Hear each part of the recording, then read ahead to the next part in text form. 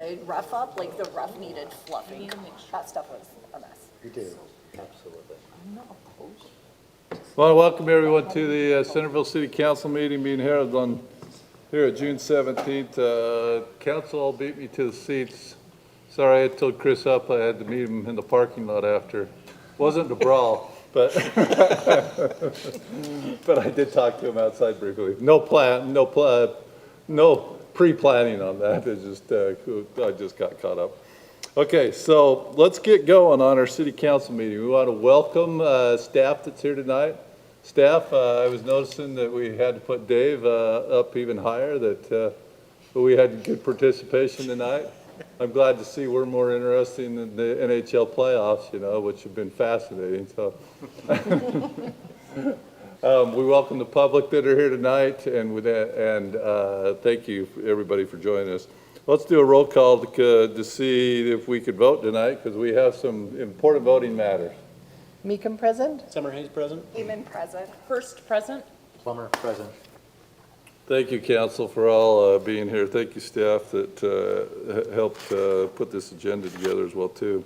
Let's do legislative prayer thought from Councilman Spencer Summerhays. Thanks, Mayor. I shared a similar thought impromptu at our South Davis board meeting, but I wanted to elaborate on it. Candidate filing is closed, and in Davis County, we have at least 3 mayors that I'm aware of that do not have anyone that is running against them. Here in Centerville, Mayor Wilkinson signed up, and in Bountiful, there was no contest there with Kate Bradshaw, and in Woods Cross, Ryan Westergaard.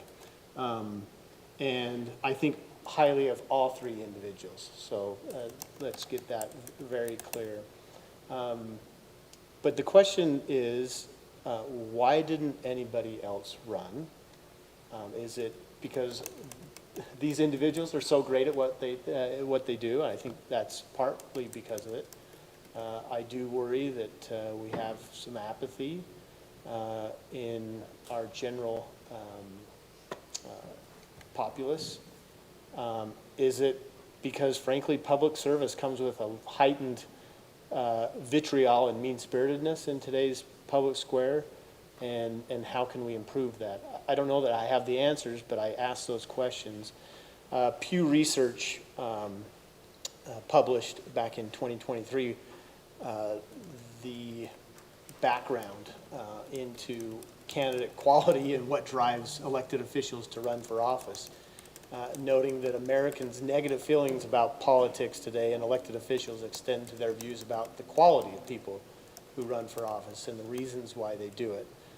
And for the most part, those feelings don't really differ across party lines. Although dissatisfaction, not surprisingly, is even more widespread among those who don't identify with either party. So, of course, we're probably not surprised that a lot of the reasons why people think individuals run for office is, number one, to make a lot of money. I know that's not true, right? Robin's laughing. We know that we feel like, at least from a council and mayoral perspective, we're certainly not in this to make money. The other reasons might be to run for a higher level of office in the future, get fame and attention for themselves, or have a single agenda that they want to harp on. And the lowest that scored was just to serve the public, which is unfortunate. I think there's a lot of reasons for that that are based in reality, and so I don't disagree with people's feelings and why that's the case.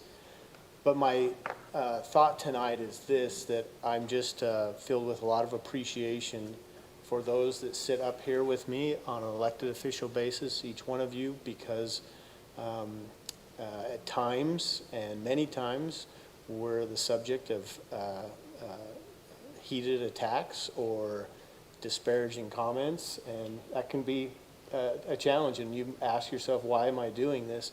And I think the same goes for our staff as well. Staff take some of that heat as well, and you maybe ask yourselves as staff members, boy, did I really sign up for this? Why am I doing this? Why don't I work in a private enterprise? So in short, my message and my heartfelt prayer is that somehow we're able to represent ourselves and the public such that we can engender public trust. And maybe in our little square in Centerville, those polls wouldn't, results wouldn't be the same. And just appreciate everything everybody does for this community. Really appreciate one member of our public that thanked us as she walked over here tonight. And I've had a few things like that. But that's my thought, Mayor, is appreciation, and maybe we can all improve as we try to do our best moving forward. Thank you, Councilman. Appreciate that. Great comments. If you'd all rise and repeat the Pledge of Allegiance with me. I pledge allegiance to the flag of the United States of America and to the republic for which it stands, one nation under God, indivisible, with liberty and justice for all.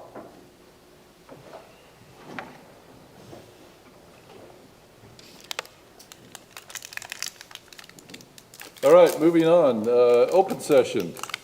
This is an opportunity that members of the public have to come up to this mic, identify themselves and where they're from, and take no more than 3 minutes to say what might be on their minds. Realizing that we have to notice topics in advance. If it's a topic that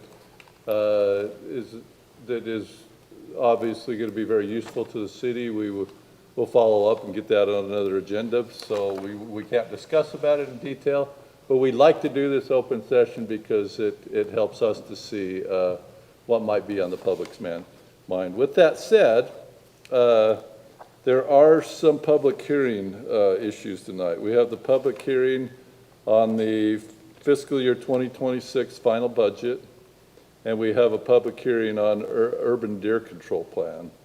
And so those, if you're going to comment on those, you'll have a chance to comment on those when we go to the public hearing. So you don't necessarily have to discuss those in this open session. You can wait till they come up on the agenda. So with that said, that open session is now open.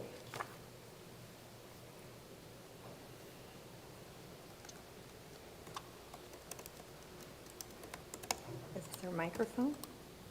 It is. It'll hear you. Okay. Technology. I'm Kim Curnow. I'm a resident here in Centerville, and I've been going online once in a while to listen, and over the last little while, I'm just seeing what you guys are talking about, and I think, oh my gosh, they are making decisions for all of us, and no one's showing up, or, like, that would be hard. And so today I looked at my clock and my watch and said, oh my gosh, the big city councils tonight. I'm sure there's gonna be a lot of people there, giving the support, because each week you guys are, or whenever you're talking about things, you're saying, well, we're gonna give the residents one more chance to come and just another opportunity. And so I just wanted to come today to show my support and personally thank you for your service, and heartfelt thank you, because you're making decisions. And I think sometimes you'd have to say no to certain things, and other times you don't want to say no because, sometimes we say no, but when we say no to certain things, we're saying yes to other things. And we always have to balance out and look at when we're saying no, what we're actually saying yes to. And I think it's important. So I don't have I trust you, I guess is what I want to say, and support you in the decisions that you make, and come together and appreciate that you guys do your research in advance so you're making educated decisions. And I just want to thank you.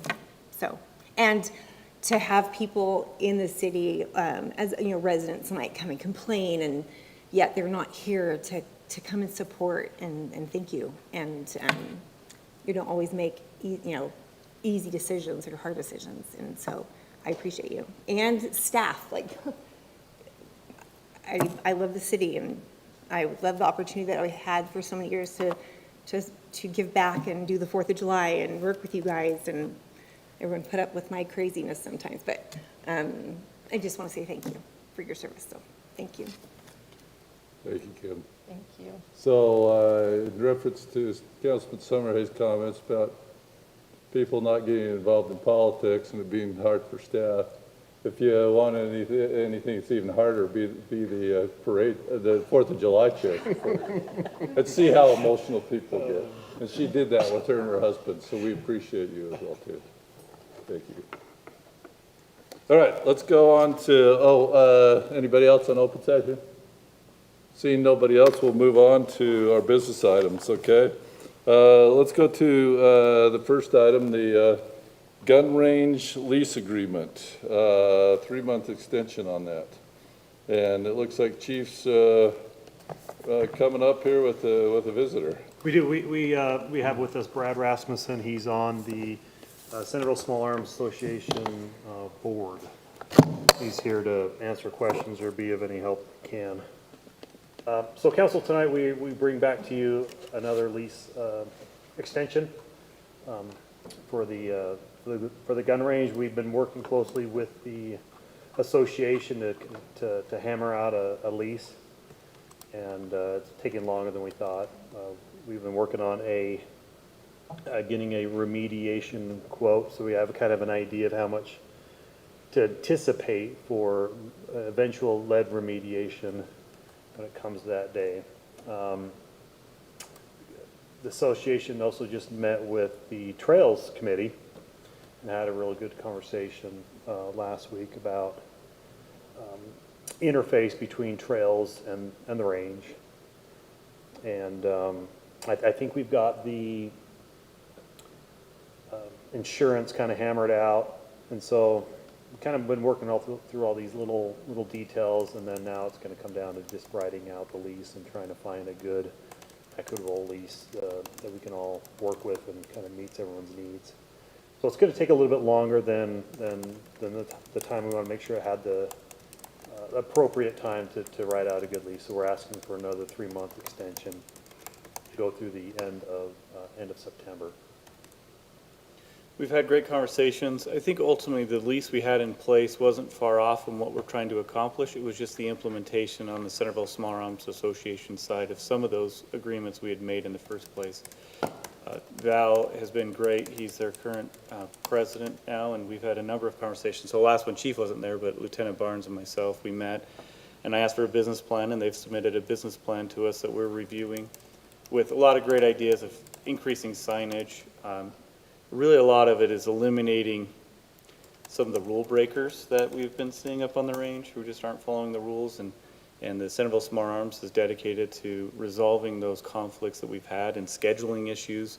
The calendaring was pretty static in the past, where you had to call someone to get it on the calendar, where we're going to make it more dynamic, where it's maybe a Google Calendar of sorts. So a lot of great ideas coming from it. It's far more promising now than how I felt maybe a year or two ago. So feels really good. So just give us 3 more months and we'll have agreement for you. Perfect. Thanks for working on this, because I was very supportive of the.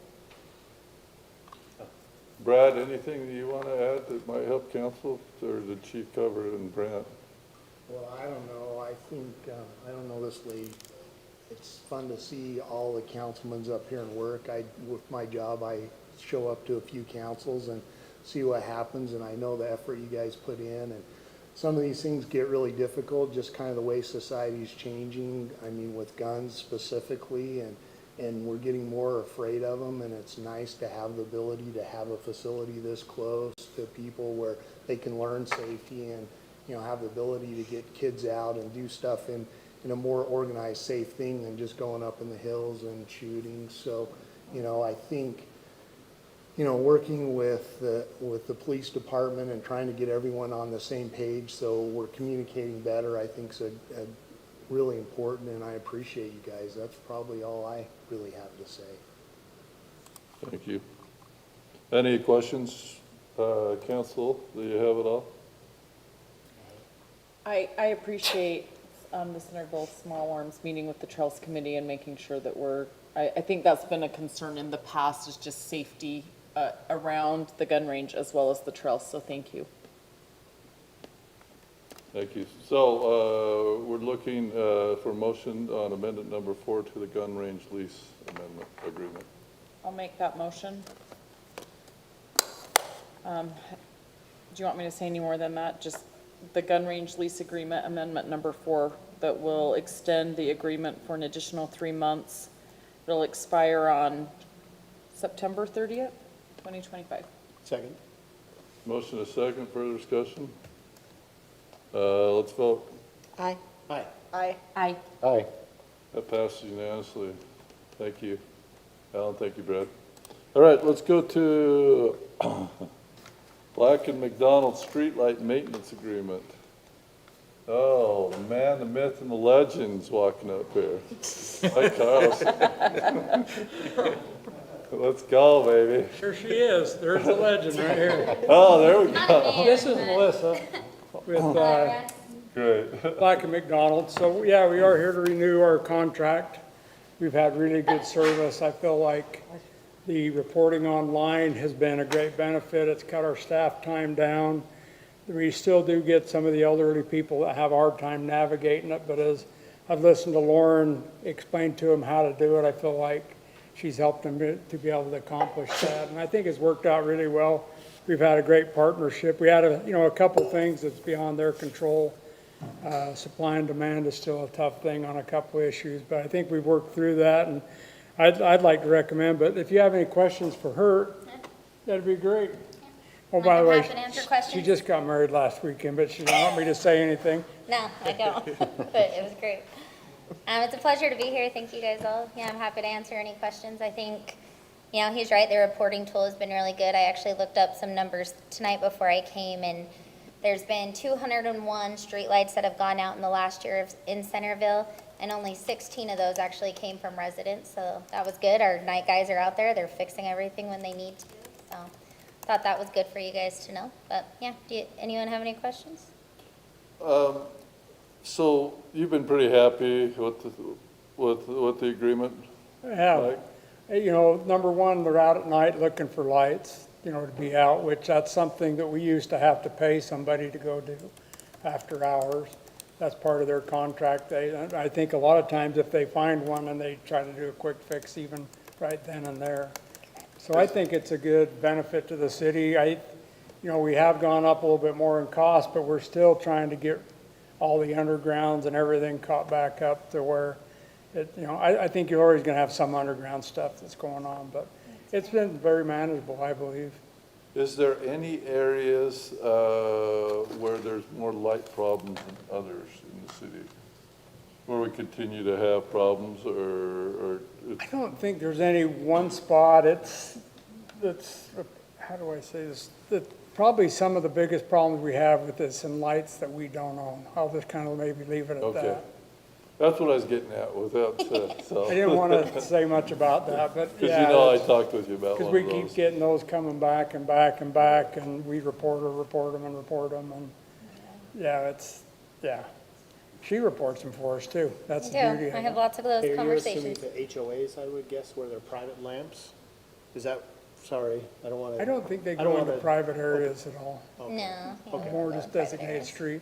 Okay. I was gonna say something, I forgot what it was. Oh, well, that's just me. No, I think it's been a good benefit. It's been a good partnership. We had a chance to sit down and air our feelings both ways. And then Lisa helped us get the contract squared around, and I feel like it's very fair in what we're doing, so. And it's a good benefit, so. I did want to mention on the contract, we did take out the mandatory dispute resolution and arbitration as requested last year. You hear that? Because I feel like this was like just a couple months ago where we did this, but I would guess it It was, Right, did seem I like guess it. It it's was been a whole November, year. I it think. was November? Yeah, we were a Okay. little, Yeah, we it's weren't as wild. squared around. Did we just start this contract in November? No. Is that the, Actually, it's been going for a before couple of that. years? We were Yes. just Yeah, I rolling think with this is it. our third. But we had a one. bigger presentation where it showed all the streets. Yeah. Thank you for remembering. I appreciate that. You're welcome. I just want to point out that in my little neighborhood, we had 2 that had been burned out for a while. I don't know how long, but they've both been replaced, so. And I feel like I'm kind of tucked away in a little area that may not be the first priority, so that was pretty good. So they do go around once a month, so, Yeah. yeah. If you see them, report them, we'll test them. For sure, but I'm just saying without, I don't think I'd even realized, I knew one had gone out, I don't think I realized the other one had gone out. I didn't realize how dark it was in our neighborhood until it was like, oh wow, it's really bright on this block, so thank you. What's the percentage of city-owned and Rocky Mountain owned? Didn't we talk about this once? Yeah, we did. So Rocky Mountain Power owns about 45% of your streetlights. But not all of them are ours. Yeah. Just wanted to make sure. That's what, Good to yeah, know. that was the answer to the question I was getting at. And one thing too is if we change our fixtures out, we go to LED, they report it, and then we get the cost savings on that as well, so. Correct. They take care of all that for us, so. And I think in our November discussion, you have to change out the whole ballast, not just the lens to do that. Yeah, that's correct. Okay. My only question, it sounds like Black and McDonald have been great partners for us, and I'm supportive of a one-year contract. I'm just wondering, have we considered doing multi-year contracts where we say, 3% seems like a reasonable increase. Can we lock you in for 3 years at a 3%, no more than a 3% increase each year? Is that something that we've talked about or considered? I don't think it's ever been really talked about. It's always been year to year, but that's absolutely something that we do. We do that for other municipalities quite often. The only thing we ever say is we can't guarantee anything that is like extra work, like fixtures, for example, that comes in extra. But yeah, that 3% could never change for that. We can even do up to 5 years. That's our comfort limit is up to 5. Got it. I'm supportive of this one, just maybe for the next go-around, so we're not doing it year after year after year. You don't want to see me every year. I'm just kidding. I'm delighted to see you. I'm teasing. I wouldn't suggest it if we weren't very happy with your services. Yeah, and I really appreciate that. Thank you. Okay, motion on this streetlight maintenance agreement? Yeah, I'll make a motion that we approve the streetlight maintenance agreements with Black and McDonald for streetlight maintenance and repair services, and authorize Public Works Director to sign the contract on behalf of the city. Second. Motion is second. Councilman Summerhouse, going to the right. Aye. Aye. Aye. Aye. That's unanimous. Congratulations on your wedding. Thank you guys. Have a great evening. Thanks. All right, so let's go to item number 3. It's a water rate increase. Consider amending the fee schedule to increase the culinary water rate by 5%. Remember that this came up 2 weeks ago, right? And so, Mike, any further updates, any reminders for the council? No, it's still the same. If you indulge me for a second, I just got my new article of OpFlow, one that I liked. I thought it was really neat how this guy, he retired after 40 years, and then he started analyzing his water bill. So I thought it was quite interesting. It's kind of weird that I just read this like a half hour ago. But I'll cut to the chase. He says that the water systems need to promote their water more. And this is what he basically says. Let's see. So per gallon, he's paying less than 1 cent per gallon of water. He did the calculation out that if his water bill that was $21.39, if he was to go buy gallon jugs, would go up to $3,599. And so he's talking in the article about how we need to promote what we're selling basically, and the convenience, the fire rate, everything that they get with that 1 cent a gallon in this town. I'm not sure what our is. When I retire, I'll do a calculation and get back with you. But yeah, I mean, it's really it's a great service. I mean, you really think about it. The Public Works Department, the Water Department serves you every morning when you wake up or whatever, and brush your teeth, what have you. And for me, it's a cheap commodity. 5% doesn't seem like that much to me, and trying to keep up with it, because I never want to stand before you again and ask for a 35% rate increase ever again. So anyhow, that's all I got. Unless you got more questions for me. And you might see this article in the Brant report, because I thought it was really well done. Include it. Yeah, actually. I would I'd love like to see it. as well. Questions for Mike? Everybody recall what we discussed previously then? You're good? Then I guess we're looking at a motion. I'll make a motion that we approve resolution number 2025-10, amending the fee schedule to increase the culinary water rate by 5%. Second. Motion is second. Further discussion? Okay, let's start with Councilwoman Hayman going to my right. Aye.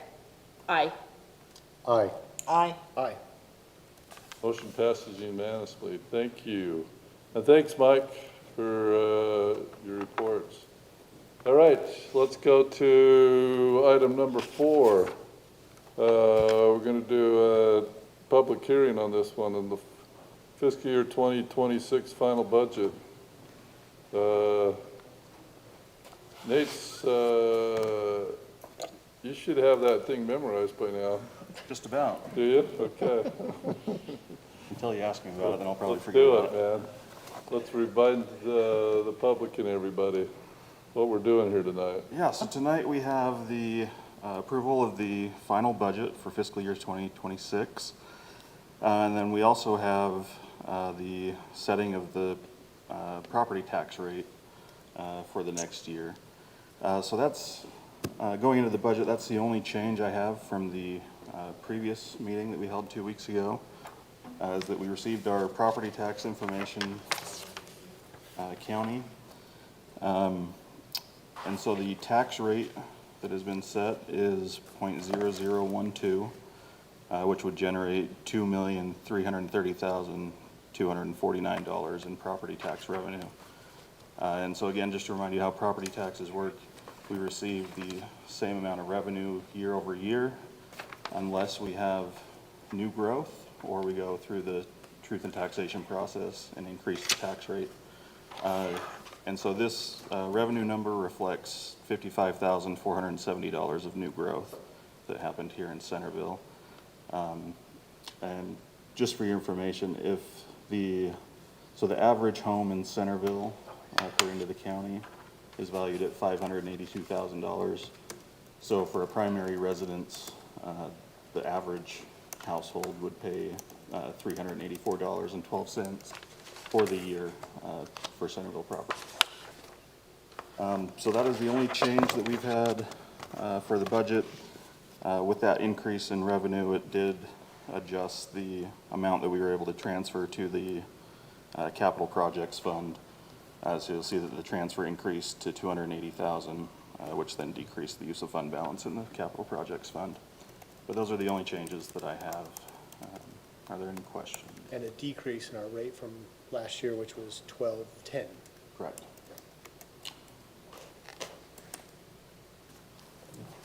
So again, if no questions, I would, again, this is a public hearing, but I would recommend that we approve both resolutions. The first approving or adopting the fiscal year 26 final budget, and the second setting the tax rate for 0.0012. No questions right now. We'll see if they have further questions for you. It sounds like after the public hearing. Okay. This is a public hearing matter. This is a public hearing on the fiscal year 2026 final budget. This is something that we have to pass by the end of the month. And so this is important that we get this right. And we've deliberated for a number of months. So that said, we will open the public hearing for the fiscal year 2026 final budget.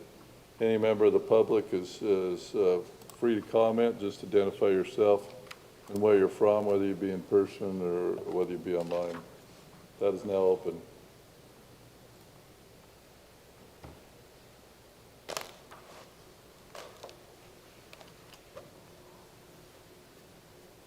While we're in the, seeing, it doesn't appear anybody's good is going to comment, but I do want to ask that since 2 weeks ago, we had any comments come in by phone or by email on this matter? I have not received any. Okay. Haven't received any. All right. With that said, we will close the public hearing, and we will come back to see if there's any further questions of Nate, or if there's anything else you wanted to say, Nate. Anything else? Nate, so we have to have this completed, obviously, by the end of the month, which is why we're kind of, this is our end-all, be-all, I think, tonight. But all other municipalities in the county will have to do the same thing, and they'll have to publish their proposed rates, which means we could probably have this schedule updated sometime in July or August. Is that, at least on the proposed rate, not their final rate, because those final rates, if other municipalities are changing them through a truth in taxation hearing, we wouldn't know that until then. Is that right? Correct. Okay. And I have updated it, I probably haven't published it on our website yet, but I have it as of the auditor certified rate. We would be number 10 out of 15. Okay. So but you yeah, I don't know. You do know what the other cities are? I know what the certified rate is. I don't know if they're going to increase the Right, rate. okay, yeah. So, Okay. yeah, so that's to be determined. If anybody is going through the truth in taxation process, that has to be complete by September 1st. So we'll know by then. Okay. I would think it'd be nice just as put it in your file and a reminder sometime when all those rates are finalized, just to see where we stack up. Yeah, and I do update our truth in taxation website every year with that information. Awesome, thank you. That was my comment. Thank you.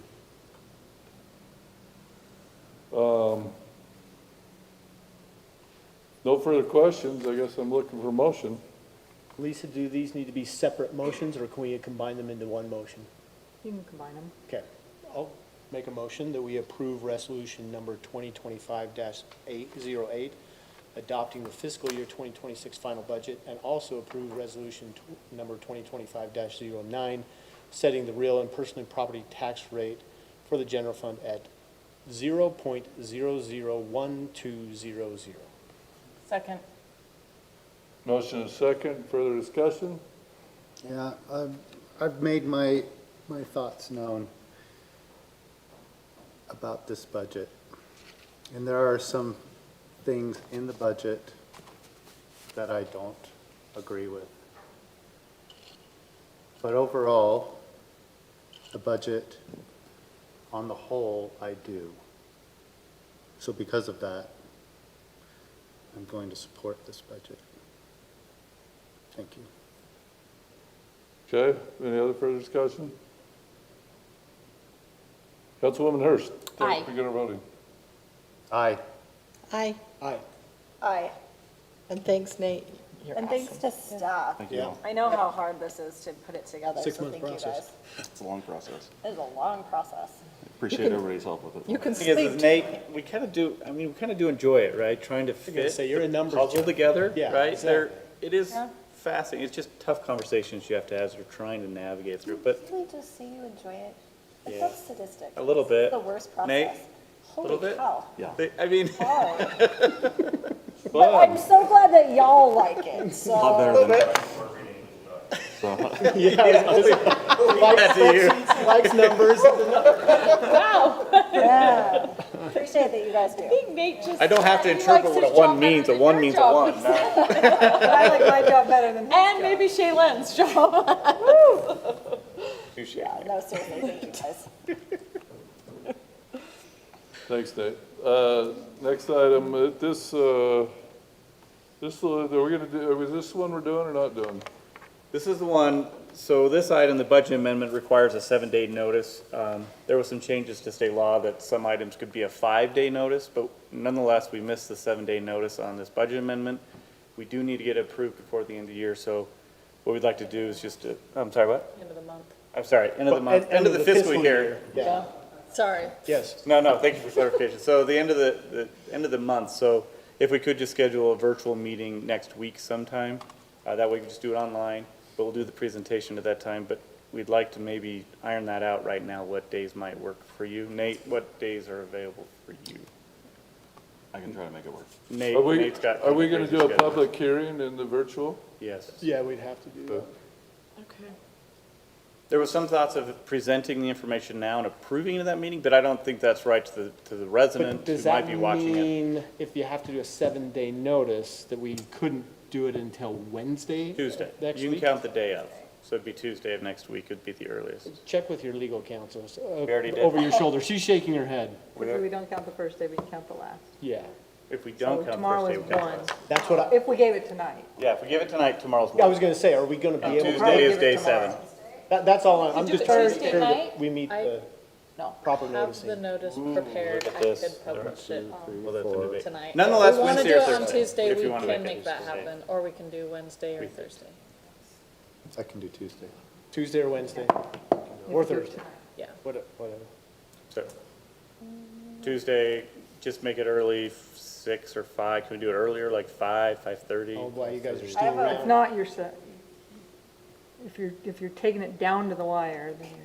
Yes. Gotta wait till 8 p.m. Lisa is correct. That's why I was getting it. Like, if it's 7 days, you're saying it's gonna be. Are you counting no- hours or days? I No think you're earlier counting than hours. Okay. 7:43 Wanna count minutes? next Tuesday. Look, we already missed it once. Just do Seconds. it Wednesday. That's what I was saying. I like, I just can do it do it Wednesday and you're safe. Wednesday, planning commission You does have start at planning 7, commission? so we'd have to do it at like 5:30 probably. I Wednesday mean, at 5:30. it'll be a very short Yeah. meeting. Okay, Wednesday, 5:30. Okay. Okay, thank you. Apologize for the not having it noticed. Wednesday. Okay, so we're doing it at 5:30 on Wednesday, the 25th. Yes, Jennifer will send out a Zoom. Thank you. I'll send out a calendar invite. Thank you. Apparently that's what everybody needs for Yes. me, so. That's the theme of the day. All right, that's all we have, Mayor. Thank you. That's all you got on that one? All right, let's go. Let's go to another public hearing matter. This is the urban deer control plan. Chief, welcome again. Come on up. It's my pleasure. Okay, so our urban deer program is up for renewal with the Department of Wildlife Resources. It's something that happens every 3 years, and we found it to be a very successful program. So real quick, I don't know if everyone's familiar with the program. Now I'll run it through real quick. So in response to complaints from residents of urban deer causing problems, as well as safety issues we've experienced with, car versus deer crashes.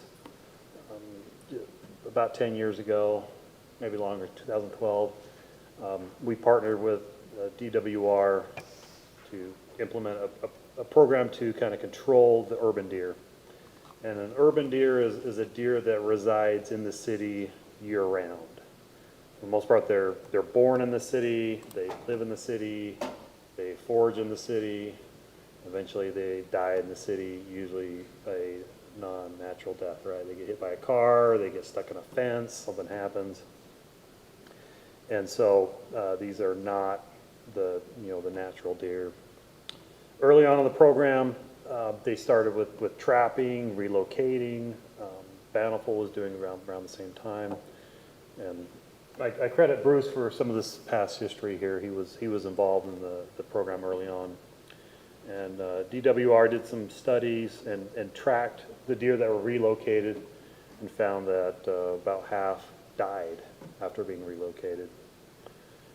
And so this turned out to be a very, just was not a successful way to run the program. We're trying to reduce the number of deer, trying to reduce the number of deer in car crashes, and it just wasn't happening.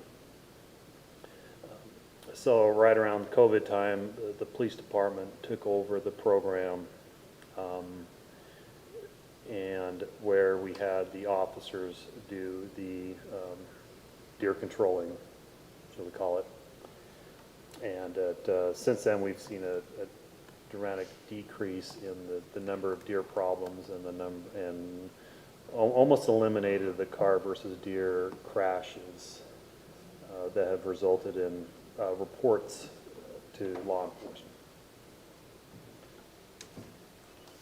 And yeah, so I presented in the staff or in the council report the core, the urban deer plan for your review. Basically authorizes us to remove deer from the city from August 1st through the end of the year, every year. This is something we've worked out, these details kind of fine-tuned over the years with DWR to get the right balance. I will say none of the deer controlling, it only occurs on property where we're asked by the homeowner to do it. And so it's like this partnership. And so because of that, it's really reduced, almost eliminated any kind of complaint or interactions with the public who don't want to see this happening. Because there is a contingency, I'm sure, in the city who prefer this not happen. But we've limited it just to homeowners who have requested it.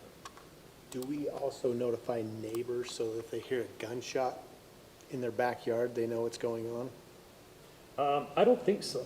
Not that I know of, but Have we we received do. any like surprise calls, like, hey, I just heard a No, shoot? Okay. no, not that I know of. And so the primary method is archery. That was my next Right. question. And the second, though, is we do have suppressed rifles that we Okay. also use. I was gonna say, I thought we bought a gun that was just for that. Yeah, we do.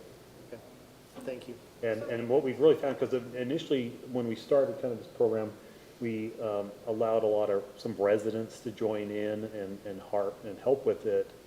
And over the years, we've kind of eliminated them, and now we're down to just officers doing it. And so they have pretty good discretion on time, place, and interactions with people. So it's really reduced the number of negative interactions. Sorry. The plan talks about eligibility to take or relocate deer. Am I understanding that we don't relocate deer at all anymore? We're just killing them? Correct. So the plan does, we do leave the plan somewhat broad, if there are instances where we need to do something like that, but no, we do not do any relocation at all.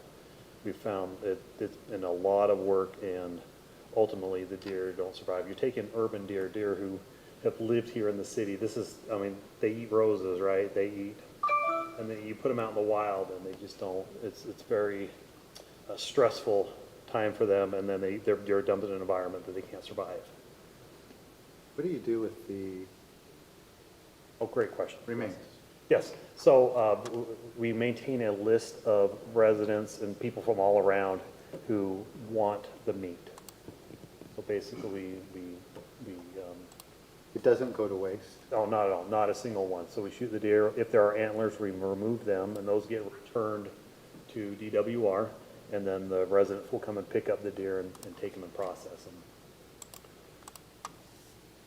And then at the same time, there are things in place for DWR to do wasting disease testing.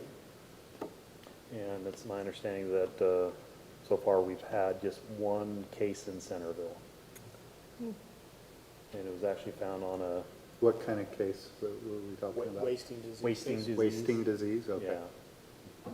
Something I'm not too familiar with, other than the name of it.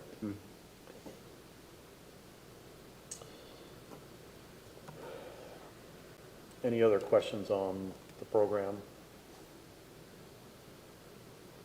I know it's not the easiest program to stomach, but it's something that, I've attached the car versus deer crash numbers since 2012, and it really, we attribute it to the program and kind of just removing, we don't remove all the deer. I mean, we'd like to, but there are plenty who still remain, and those are the ones who kind of stay hidden. Is that how it down. replenishes? What's that? Obviously, there's ones that you cannot get to so they can multiply. Do we find that there's more that come down from the foothills that stay, or is that really the only growth in the population is the urban deer replenishing their own Yeah, numbers? I'm not sure how many come down from the mountain and stay. I don't have the knowledge to speak to that. It's out there a bit, I agree. But in talking to our officers, they definitely see deer coming in from neighboring jurisdictions. So we've got a pretty good program going on the north end of the city, and so they'll see Farmington deer come over because they may not have a program working over there, or we actually have some of our deer who actually run over into Farmington to stay alive. So. All right, other questions? We're looking for a motion to, on this contract with the Division of Wildlife Resources. I'll make a motion that we approve the renewal of the, Okay. We need a public hearing. oh, sorry. Oh, sorry. Thank you. Yes, I did bring that up at the first meeting. So, let's go to a public hearing. This is a public hearing on the urban deer control plan. Those that may want to comment on it, state your name and where you're from. That public hearing is now open.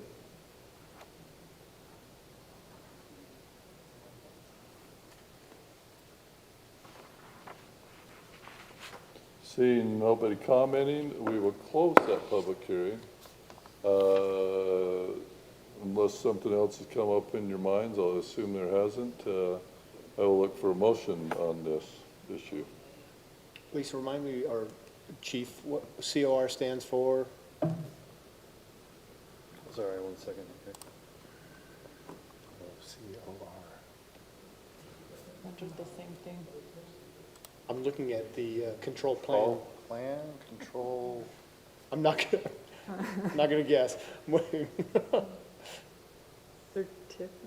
Yeah, certificate, that's the first thing. Certificate of removal? We'll look it up. Okay, I'll just use the acronym then at this point then. I'll recommend, I motion that we approve the renewal of the COR with Division of. Certificate of registration. Certificate of registration, thank you, with Division of Wildlife Resources and the Centerville City Deer Control Plan. Second. Motion is second, further discussion? Councilman Plummer going to the right. aye. I hate this one.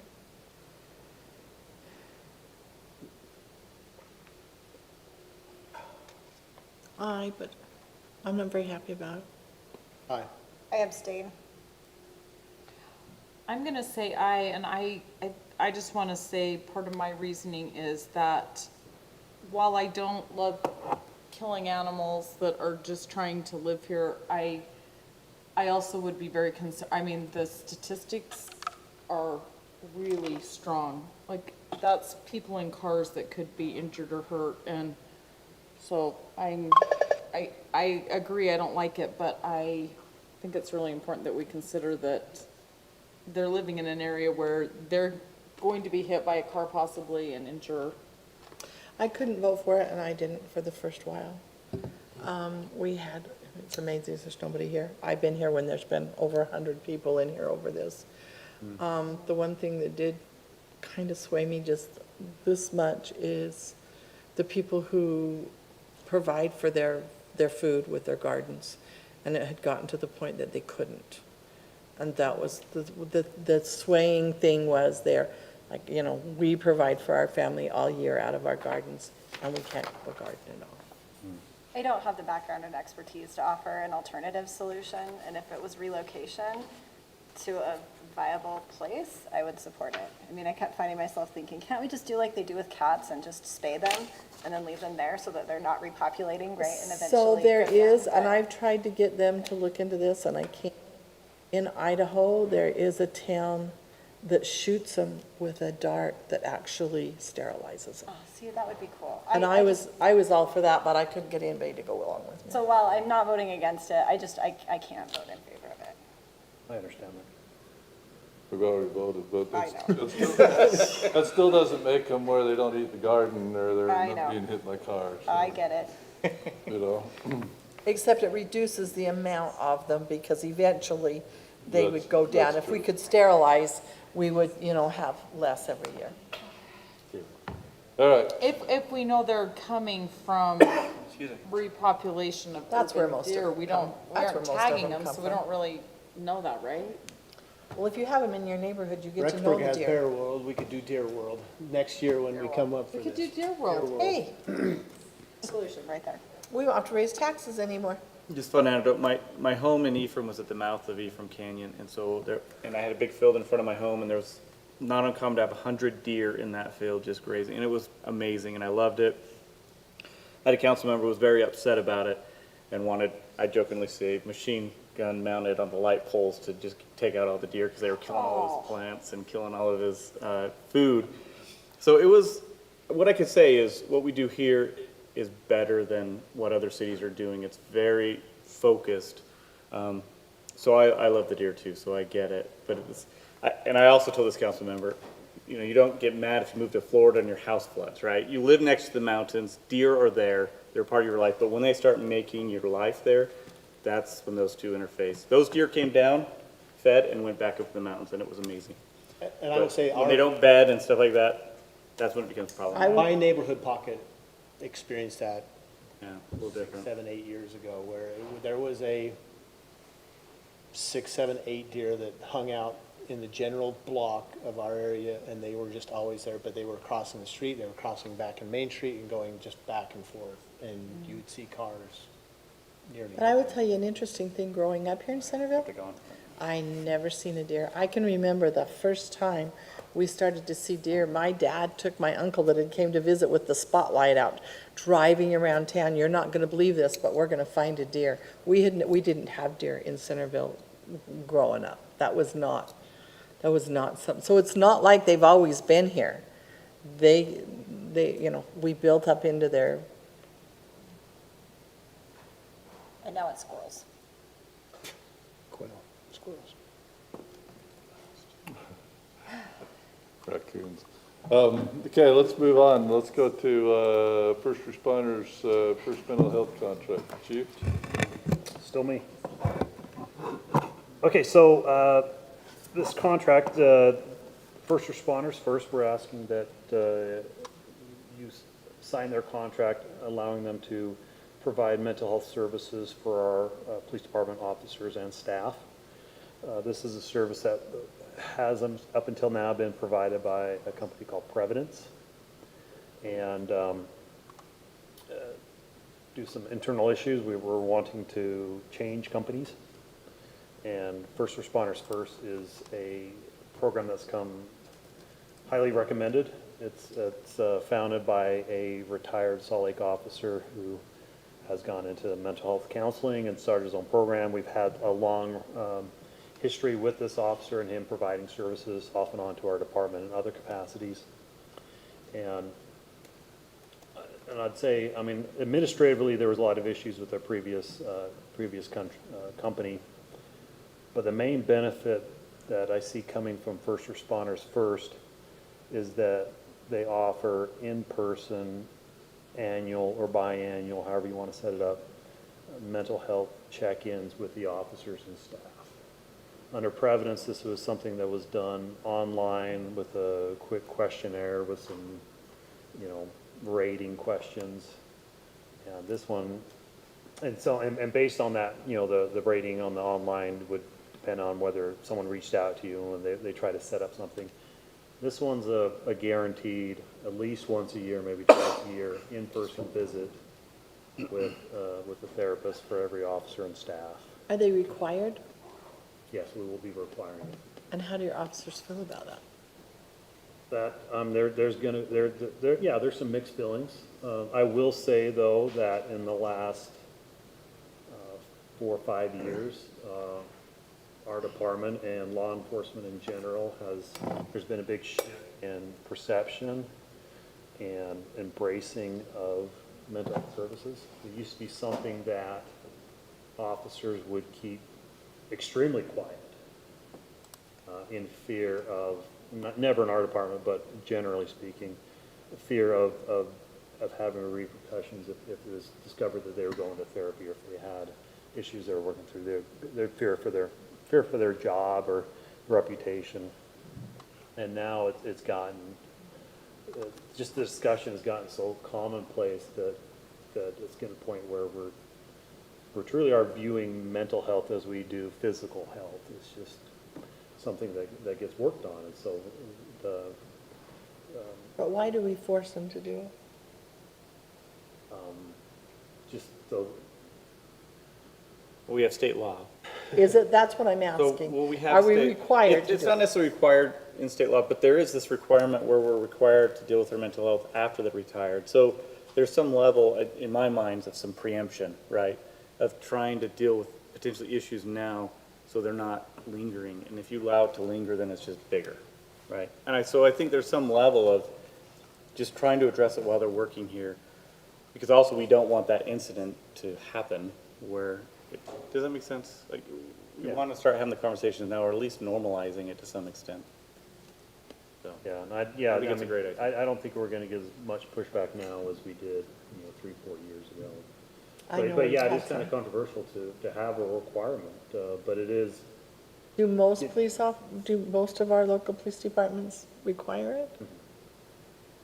yeah, it's something that we require, like when you get hired with us, you're required to go to see someone, have an interview, and answer all sorts of questions along the I knew process. that. I just didn't know if the other cities were forcing their officers, because I know I've had officers Yeah, make absolutely. comments to me. It's not every department does, but many of them do now. Is mental health, that screening part of post or the training part of?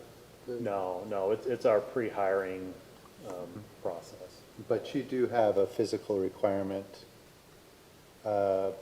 physical fitness or health requirement as you would Both. come on to?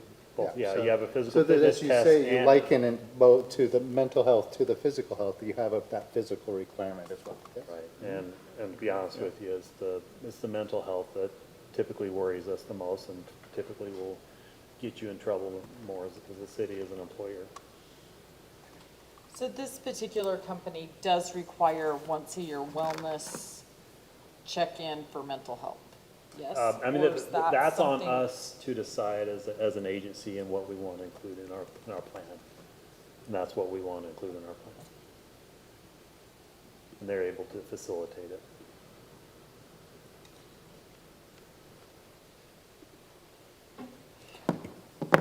I don't have a problem with it. I guess I'm a little bit like, if they, like, offer it, but if they don't want to do it, I don't know how helpful it is to do something that someone doesn't want to go through with.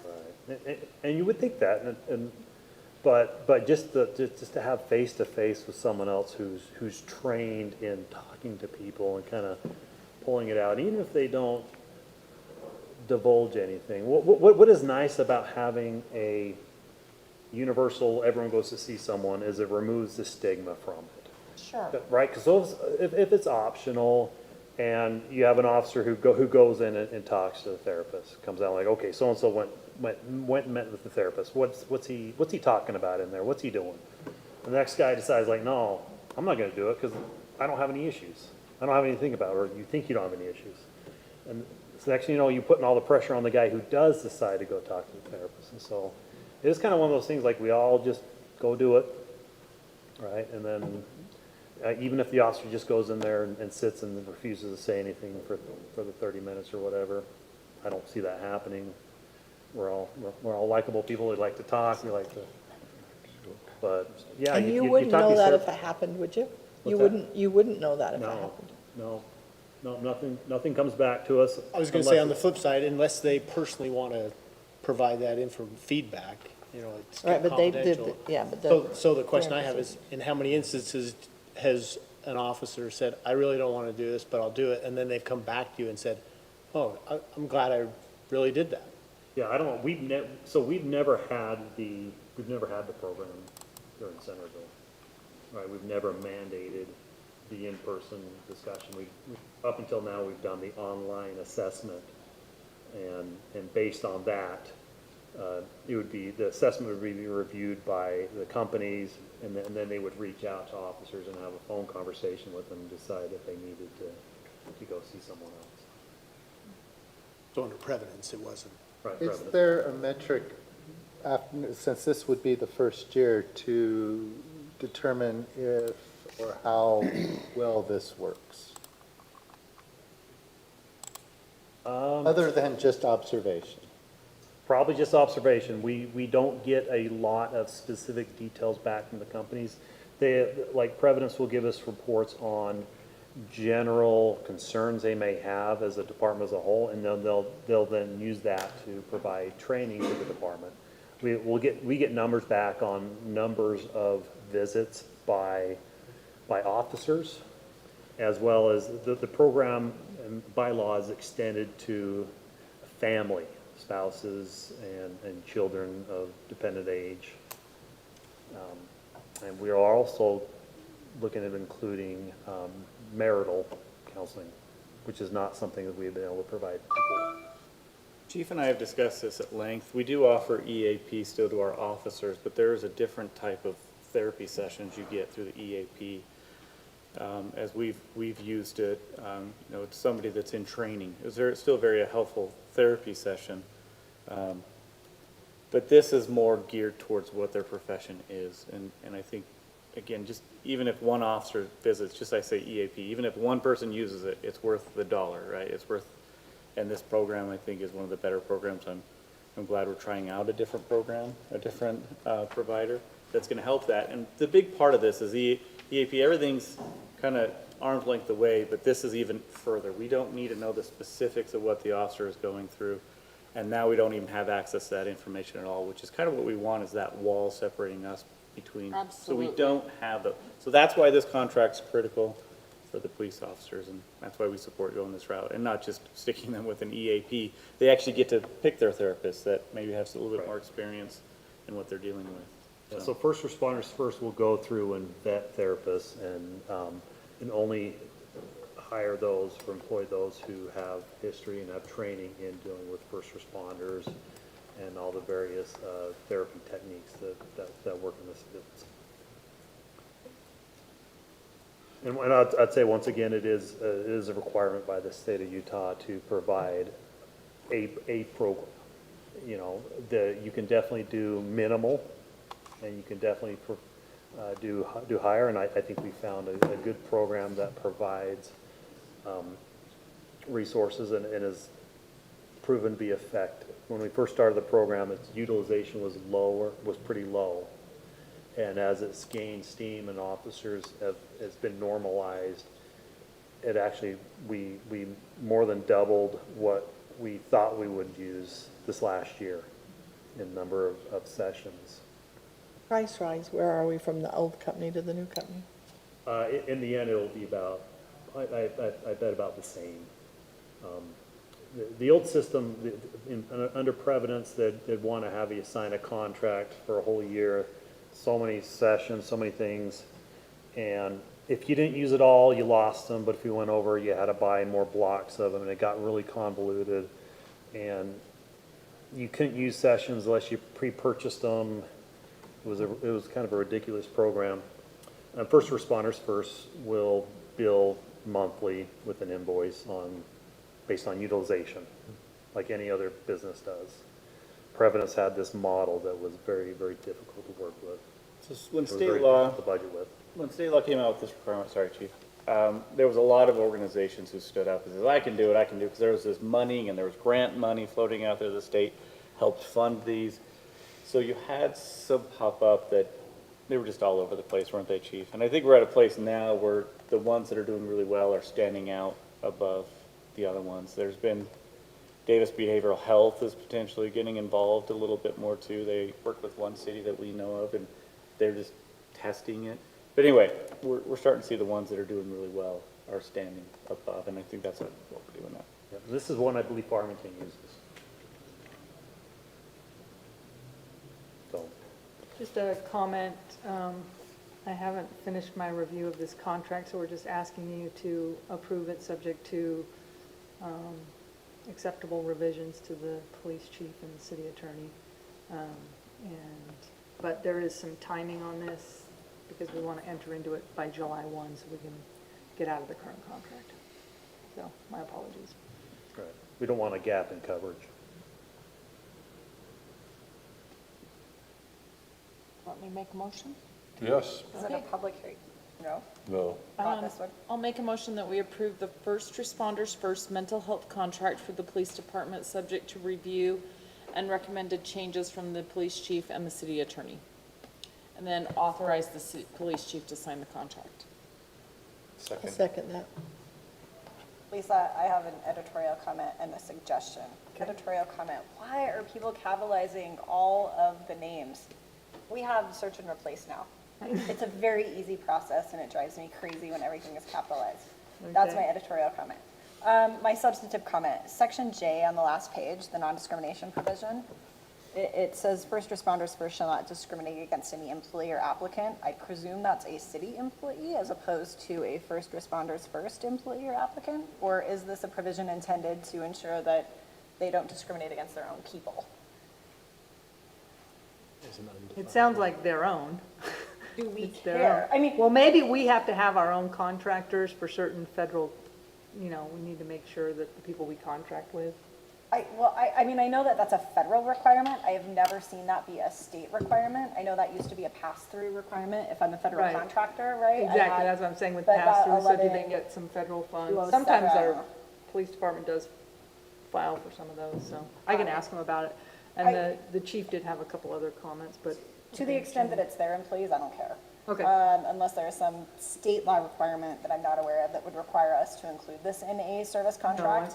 But to the extent that it's intended to say, hey, these people can't discriminate against our employees because of, or family members, because of any of these things, then I would support that being in there.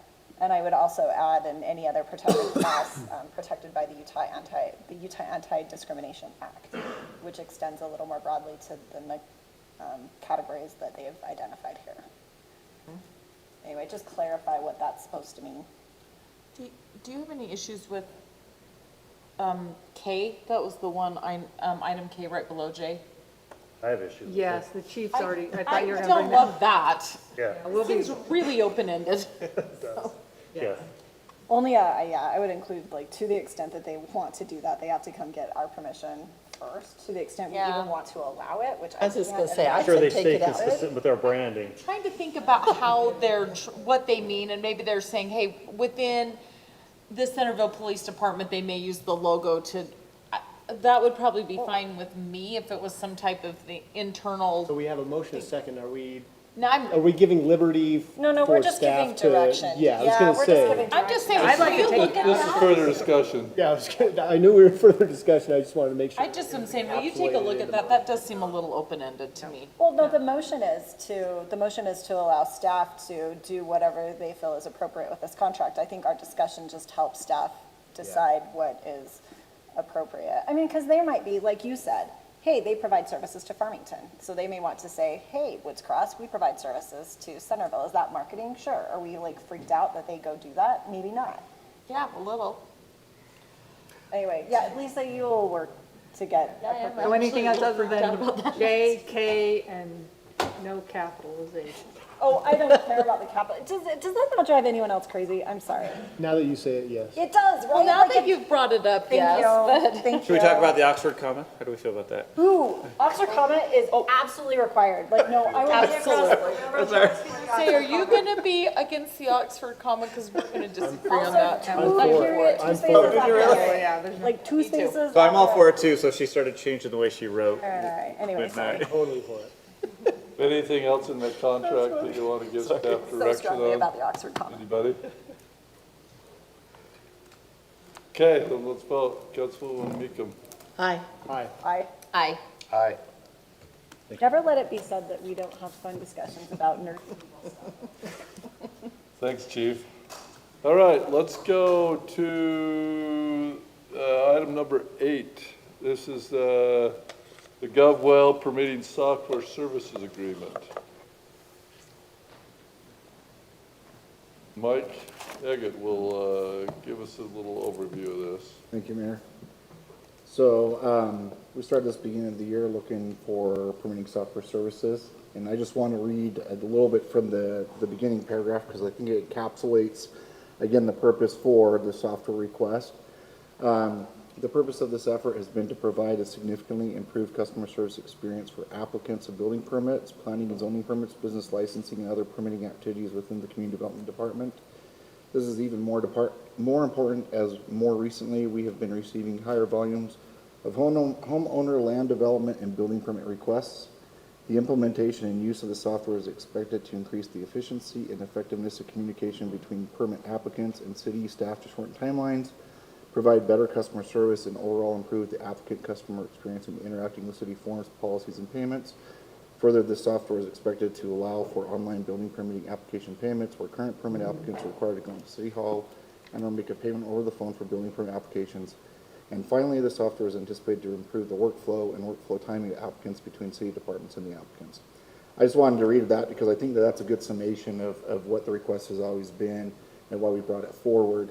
The initial agreement is for 3-year contract periods, as noted.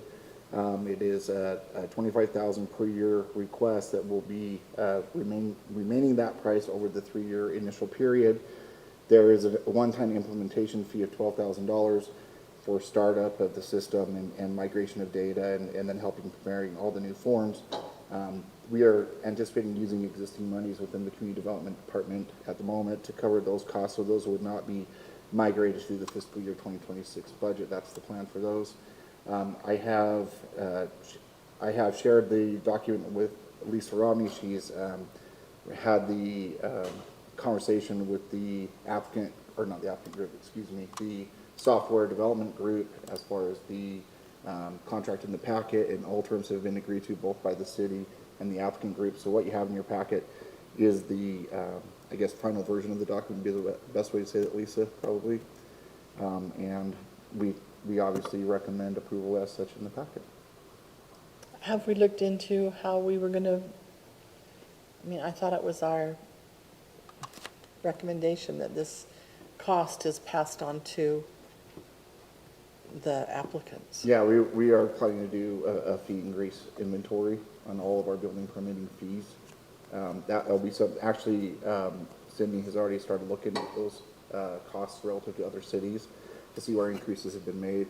I also have some concerns with like professional services deposit just being a pure fee that can cover that cost, so that there's not a deposit placeholder, that it's just a fee. So there's multiple areas with the building permitting forms and applications that need to be looked at from a fee schedule inventory, and we will establish that right away. Like that's the next priority as far as it comes to the costs and the expenses of the department. And Robin, to your point, a little bit what Mike's talking about, in projects or municipalities where I've done project at, they'll require an escrow be open with a certain dollar amount depending on the project size, and then inspections are deducted from that escrow amount, and if you get below a certain limit, you have to replenish that amount, and so there's an actual, it's a direct cost that's very transparent. But our fees right now don't include But that's what I'm this. saying, so that would be included in that recalculation to grab that. And we have been wanting to do this, and this gives us even more impetus to make that a high priority for the department. That's all I want, is that they're paying for it. and Yeah, it's not so know, coming so out know of that ours. that has been, since I've come here, I've been a little surprised about that, and I've talked to Lisa about that. But this will give us direct impetus to start to look at the increasing of the rates to match more correctly the application needs. So, yeah. Do we need to implement that fee before we do the software? Like, is there a chance that somebody comes back and says, how come so-and-so got a lower fee and now I have to pay this? What you're asking is what's the demarcation? Yeah, where's the, yeah. I think we can do a fee study at any time, Right. as long as the support is there. That's right. We would do a full fee study on to justify the increase in expenses. public What's your opinion. anticipated timeframe on adopting, getting that back to us to approve? I'm not sure. I know it's a high priority even for us because I don't like the professional services deposit because I have to process it and it gets exhausted quick anyway. So it really is an illogical way to assess fees anyway. Sure. Should just be $500 and not $250 of initial payment plus a $250 services deposit. I'm not sure because I would work really close with Lisa to make sure we meet the study requirements as well to establish why we are changing the fees so that we're all meeting the state requirement. But I don't want to overcommit, but I'd like to have it done within 6 months or sooner, before the end of the year, or maybe. So it could even be 3 months, I don't know. It just depends on how quickly it would take to do the study and get that number figured out for each of the fees. There's a lot of fees, and we've actually found fees that should have been assessed that haven't been assessed, that we need to justify applications and fees for, that probably have been giving away free services. Let's put it that way. And there's those kind of issues. So there are things that need to have better implementation as far as the fee structure for the city and correctly paying for our costs. Any other questions? Do you have more, Mike? No, that's all I have. Lisa, do you have any problem with the venue provision in this contract whereby we agreed to be sued in Russell County, Delaware? I believe we added the additional terms and conditions that should govern that provision that says Utah on that. Exhibit B. Exhibit B. So yes. I mean, I love Delaware as much as the next person, but I kind of don't want to be sued No, there. but exactly, and they have, that's why everybody incorporates there. We have a 3-year contract, or it's what we're looking at. We're looking at a 3-year contract. Are we going to be able to get year-over-year statistics from you showing the effectiveness of this software?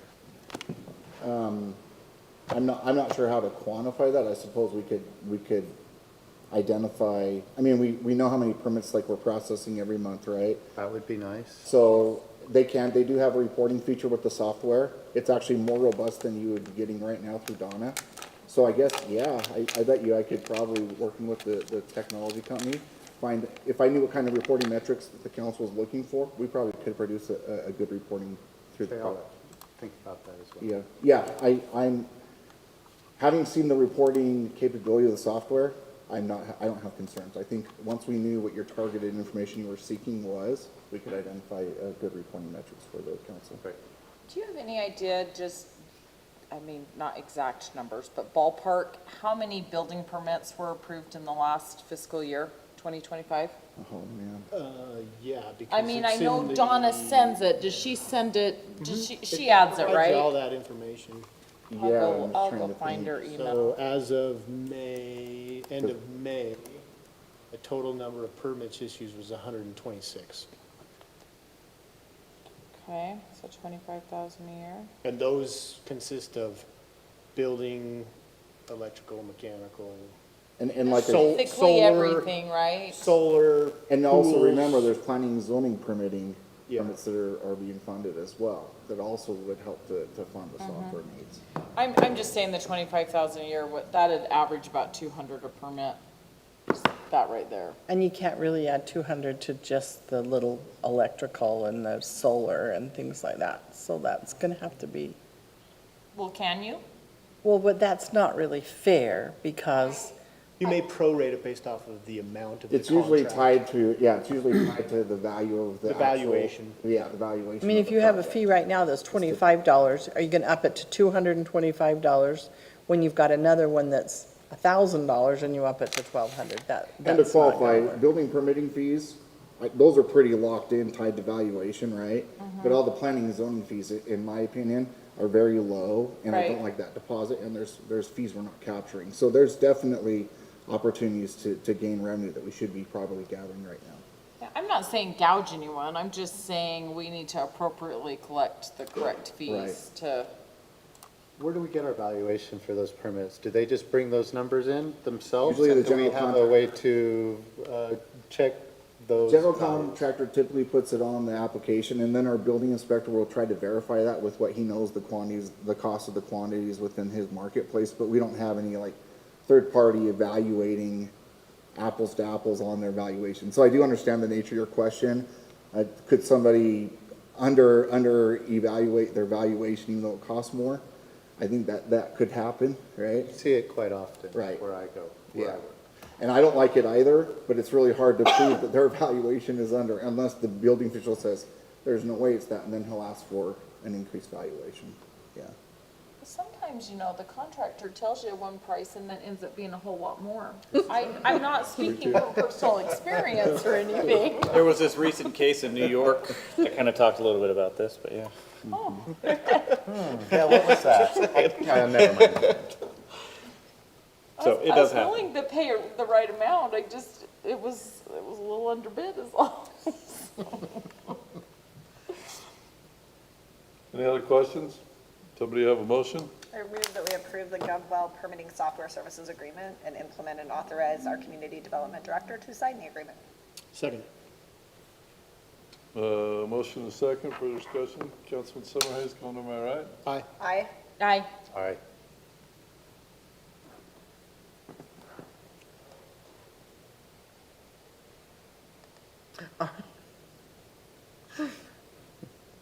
Was that an aye?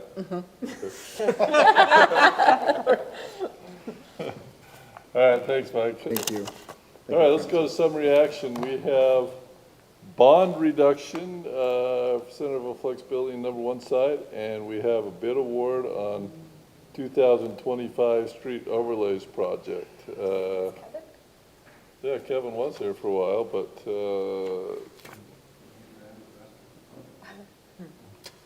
I was thinking while some of them were coming up, like, you know in baseball, how people get their own. Stalling?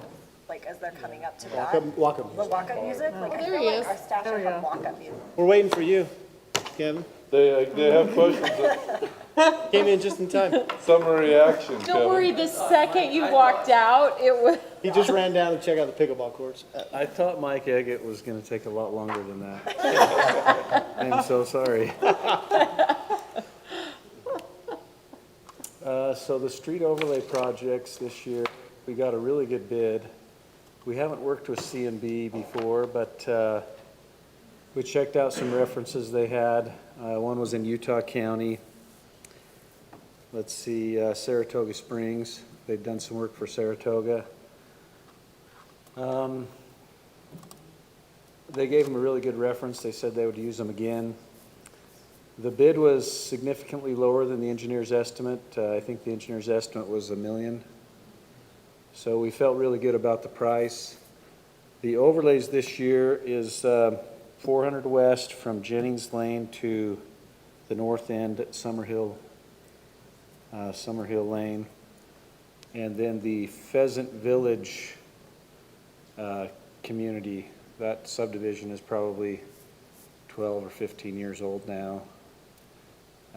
So west of Main Street, 700 north, those streets in that development are all slated to be overlaid. And they come in and they do an edge mill, and then they put down a 2-inch overlay, and then they raise all of the manholes and water valves, replace any curb and gutter or sidewalk that might not be in good condition. That's kind of the basic general idea of the overlay project. Kevin, and I can't for the life of me recall this, but do we have a similar annual plan for our street overlays that are similar to like our storm drain projects that we had that say, okay, we're going to do these, and or at least these are what's planned for 25, 6, 7, 8, 35, 36, and beyond? Yeah, that's a good question. So Because I can easily reference this drainage plan and say, okay, these are the ones we were hoping to get done, these ones we've completed, these ones we've postponed, et cetera. Yep, the street overlays are a little more flexible. The street rebuilds, we have to kind of follow the utility projects. Right, yeah. The overlays are kind of like, okay, if we have some money, what streets look like they might be failing or might become a rebuild if we don't hurry and get them overlaid. They do have lists that they go by. This is over kind of a different street maintenance program, but the street slurry seals, crack and slurry seal, they've broken the city up into 6 different areas, 6 or 7 different areas. And what they do is they go and hit one of those areas every year so that they know in 6 to 7 years the entire city gets covered with crack seal twice and slurry seal once. Overlays, they do have a list of priorities. It's fairly flexible, but they try to coordinate with utility projects. Sometimes it fluctuates. If the street rebuilds takes a lot of the street monies, there might only be 1 or 2 overlays. This year there's more overlays because we postponed some of the rebuild projects. So we have 2 fairly large overlay projects this year.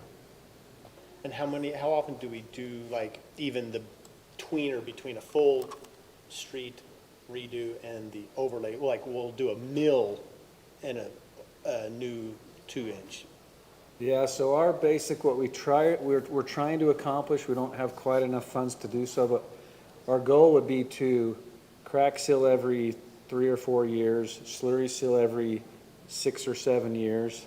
You'd get 2 crack seals for every slurry. Then we're hoping we could overlay every street maybe 20 to 25 years. And then you might be able to get 2 or 3 overlays, mill and overlay, in the life cycle of a street. So when we talk about an overlay, is it a mill and overlay? Or is it just an mill overlay? and an overlay. Okay, but okay, so typically that's it's one just- and the same. Yeah, but typically it's just an edge mill. Oh, okay. So you come in. Not the full mill. Mill the curb and gutter edges, mill the beginning and the end, so that kind of meshes in. Not a full mill, but just the edges. You mill it down an inch or inch and a half so that it, Kind of flows into the gutter, flows Right. into the other street. Yes. exactly. So can you Okay. back up for 1 second? You talked about Jennings Lane as one of them. You said Pheasant Village. So 400 West, Jennings Lane to 2050 North or Summerhill. Okay, We're Yeah. finishing that off Okay. because we ended at Jennings Lane a Yeah. year or two ago. and I see that on the description, but then you said something about Pheasant Village at 700 North. So Pheasant Village subdivision is basically that new subdivision that was built on the Pinea property. Is that, okay, the reason I'm asking is because I think our subdivision is called Pheasant Village originally. I'm sorry, Pinea. Pinea Pinea Gardens. Village, Pinea, Oh, okay. Okay. apologize. That, Vil- no, that's Piney okay. Village. I just was like, I'm confused. I just Part want to of make the- sure we're that talking about whole this. Okay, perfect. Yep, That's it. Pinea, so Okay. all of those streets that were part of that Pinea development, So is that a little early for a mill overlay? it is a little early, like I say, I'll bet that subdivision is 15, I don't know that it's 20 years old quite yet. It's not, It's because not. we've been in our house 23 years and that was quite a while before Pinea. Yes, it's a little early for, and we went in and crack sealed those roads and slurry sealed them. But Mark Marchant, the streets department, those roads, there were a couple of years where developers were using an asphalt mix that, and the cities allowed them, but they were using a lot of recycled asphalt. And some of those asphalt mixes they've proven not to be quite as, they haven't lasted as long as. So the new standards are 15% maximum recycled asphalt. So that's to cut down on, they were trying to reuse too much of the old asphalt that, Do we They have were a policy recycling. as a city not to allow that anymore then? yes, we have a strict city standard, we follow the APWA standard, but those roads, even from, 3 years after they were overlaid, we've been watching them, and they have been kind of limping along and struggling. They were paved late in the year as well. That can sometimes have, if you get some cooler temperatures when you pave, it can make a difference. So does the APWA, I know about it, I'm not familiar with every minute detail, but does that specifically say no recycled asphalt? It makes the max 15%. Okay. RAP is what the acronym is, 15%, so. Okay, Yeah, what APWA has tried to do is bring all the cities together to have, most of the cities have the same standard, so that the asphalt mix plants can accommodate that. okay.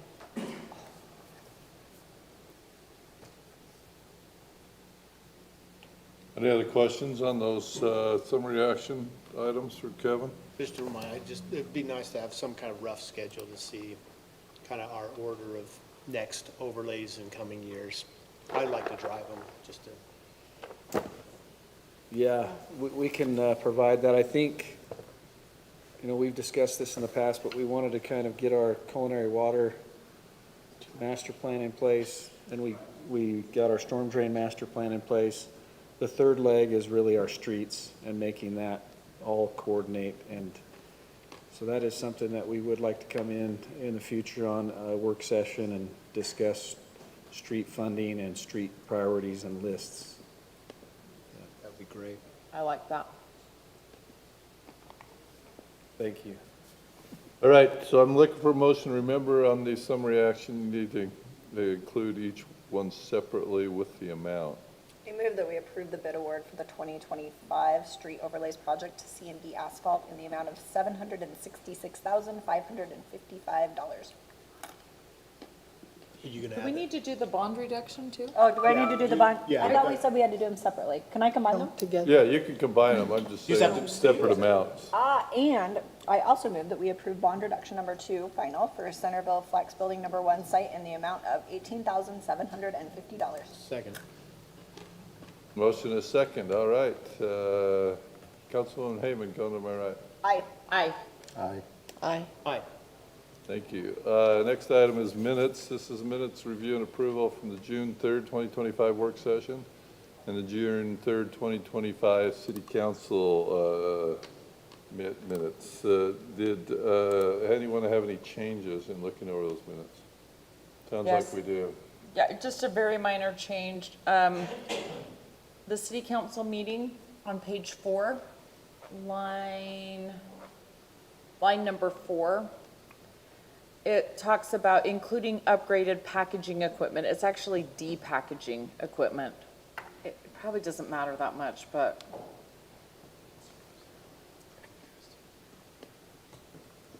Okay, do you have note of that? That's all I have. Jennifer?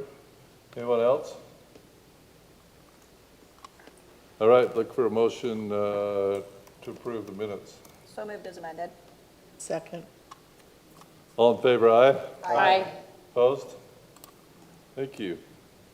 All right, let's go to monthly financial report. This is through the 11 months of May 31st. Nate, as always, he's got some blue highlights there for you, since this isn't one necessarily that we go over with him, but if you do have any questions of him, he is here. But that's presented for your information. So, any questions for Nate on that? Okay, well, it's there for you to look at. All right, let's go to the council report. Tonight's report is from Councilwoman Hayman. All right. I know you guys love hearing about mosquitoes, right? Everyone loves mosquitoes. yes. One sort of anecdotal thing, just so you know, and then an actual important thing. Did you guys know that the city, or if you are with an organization, you can make special requests for our mosquito abatement district to come spray a particular area? Okay, just want to make sure everybody knew that. And so if you have a big event and you want to make sure there are not a bunch of mosquitoes, you can arrange for them to come do that. They do that from time to time. Here's the more important thing. So our mosquito abatement board is considering a certified tax rate increase for a pesticide building and facility upgrade. I think I told you guys about this, that it was coming. We've outgrown our space. We need more space. We've sent it out to bid. We've got an architect that is working on it. We think that the new building is going to cost somewhere between $4.25 million and $6.5 million. So we are looking at this fall doing a certified tax rate increase that would bring in an additional $1 million. That would be a 26.18% increase, which sounds like, holy crap, that is a lot. However, don't panic if anybody asks you, like, 26% increase, what's going on? The average household in Davis County is $600,000. So I was actually kind of surprised when Nate was saying that our rate in Centerville is $582,000. So we're like a little under what the Davis County average household is. So that cost with that rate increase would be $7.92 per year for the average household, which breaks down to 66 extra cents per month. So I anticipate that that's going to go out later. I'm going to invite, so Gary, our director, he can come and give a presentation to our city on this, and that's something that's going to go into effect in November of 2026, assuming that that's what we adopt. But anyway, so to put that on your radar, it's probably coming just because we need to raise some additional money. So is that just for $1 million? There's reserves A for year. the other remaining amount? Yeah, I don't know that there is necessarily reserves. It would bring in an extra $1 million a year, which would allow us to satisfy a loan that we would take out from Zion's Bank. And that is still, we're like still in flux. On that, the additional $1 million would allow us to pay off the loan that we would be taking from Zions Bank. And what are they doing with the existing build? Is it a Oh, no, tear it's down? still, no, it's not a tear down. They're looking at seeing how they can accommodate some things, whether they do a whole new building or whether they expand some things. But anyway, they've just run out of space. So anyway, that's if you hear about that coming and you hear 26% increase, don't let people panic, because it's only 66 extra cents a month on an average home. Okay, and then the other one, I told Bryce I was going to put him on the spot. So I missed the Whitaker Tea Party because I was attending a conflicting women lawyers event. Bryce, do you want to come give us? Oh, look, you were there. The pictures looked amazing. It looked was super fun. amazing. I took my daughters and my granddaughters, and it was amazing, a wonderful time. Greatly attended. It was amazing to me how many people outside of our community. One lady flies in from Texas every year for it. Wow. So it's very well attended. Couldn't have been done any better. I mean, our youth council was there. They did an excellent job. Our museum staff. It was so well done. I had my two little granddaughters that are both 11, and they taught them how to use a fan. And I could do that for council one night, because if you take your fan and go like this, it means I hate you. So we had a lot of that going on to their brothers when we came home from the tea party.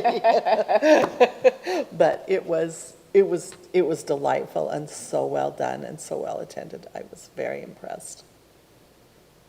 So thank you, Councilmember Meekum, for helping me with my report. That's it. That's all I have, Mayor. Anecdotally, a neighbor reported that mosquitoes have been far less this year. So they said, please report it to whoever you need to tell. They seem like they're doing a That's funny, good because job. we're actually catching more mosquitoes in our traps, but we think that's because we've updated some trap technology. Okay. So That's awesome. yeah. Just get in before it gets dark at night time, and not too bad of a deal. Thank you, council member. Anybody else have anything pressing that we need to know about before your turn? All right, mayor's report. So since my last mayor report, the couple of committees I sit on, the fire board and Wasatch Integrated Waste Management, both approved their budgets. They had to approve them by the end of June as well too. So we just approved the fire budget last night, and Wasatch Integrated Management a couple of weeks ago. I was just up at Wasatch Integrated Waste Management today, finalizing a contract with the new executive director, Preston Lee, who will take over July 1. Nathan Rich's retirement's June 30th. I've mentioned that to you before, but